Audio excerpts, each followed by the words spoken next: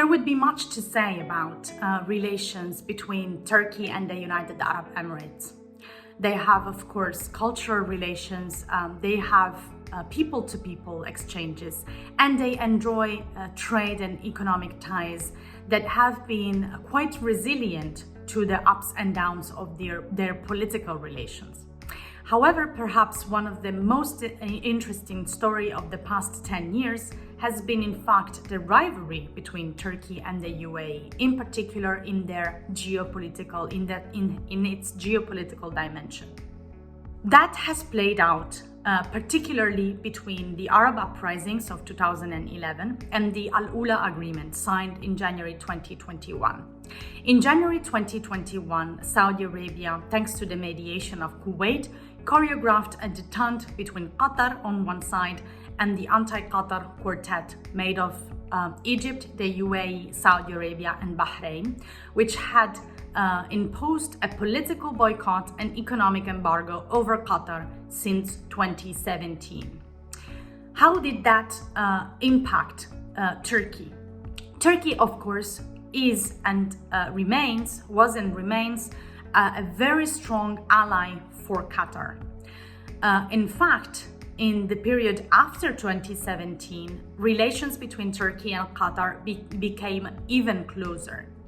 They've shared ideas, strategies, and resources in different geopolitical theaters around the Middle East and North Africa area.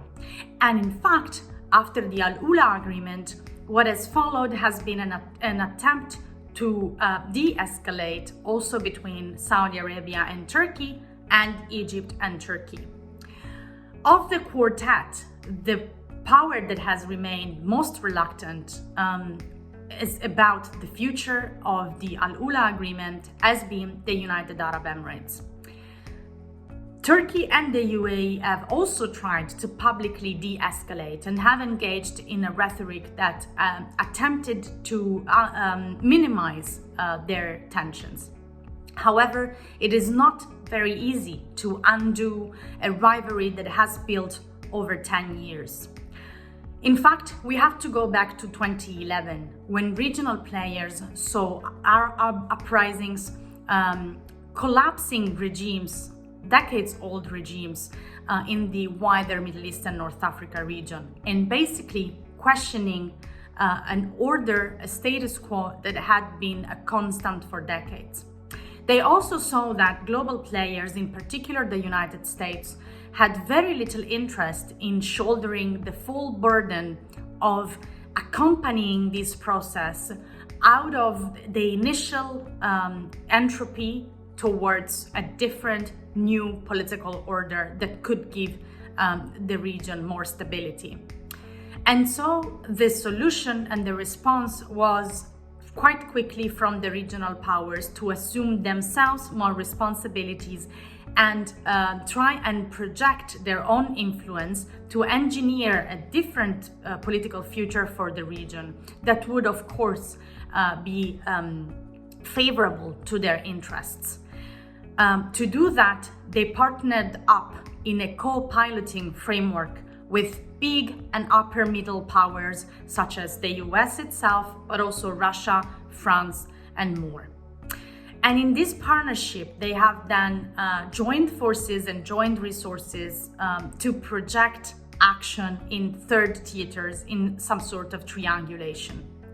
The problem was that Turkey and the UAE, of course, thought of the political order of the region in two irreconcilable ways and in a zero-sum game perspective. So what was the chosen partner regional option for Turkey was actually considered a nemesis from the UAE's point of view and vice versa. However, that rivalry quickly extended its borders from a nucleus in the Middle East and North Africa towards the north as well as the south. In the south, to touch upon the Horn of Africa, and in the north, expand onto the dynamics in the Eastern Mediterranean, an area that combines the Mediterranean shores of Middle East and North Africa and the Mediterranean shores of Europe. And in that sense, slowly, since the mid to end of 2019, we have seen the rivalry between Turkey and the UAE overlapping to a certain extent to dynamics within the Eastern Mediterranean, including difficult relations between Israel and Turkey, the reaction by European Union members to Turkish aggressions and expectations and ambitions over energy resources, territorial sovereignty, and the right to explore and exploit maritime areas.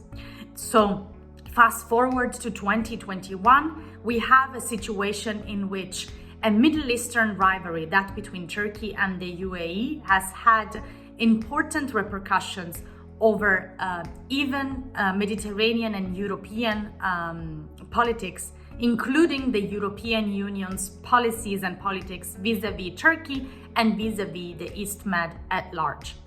In the East Med, in fact, we have Turkey on one side, and on the other side, an attempt to create what is clearly perceived in Ankara as an existential threat of an anti-Turkey coalition, including Greece, Cyprus, Israel, Egypt, France, and to a certain extent, even the UAE and Saudi Arabia. We are now at a turning point in which it is clear that the future of the European Mediterranean area could become more and more similar and more influenced to the dynamics and paradigms characterizing the Middle East and North Africa geopolitics.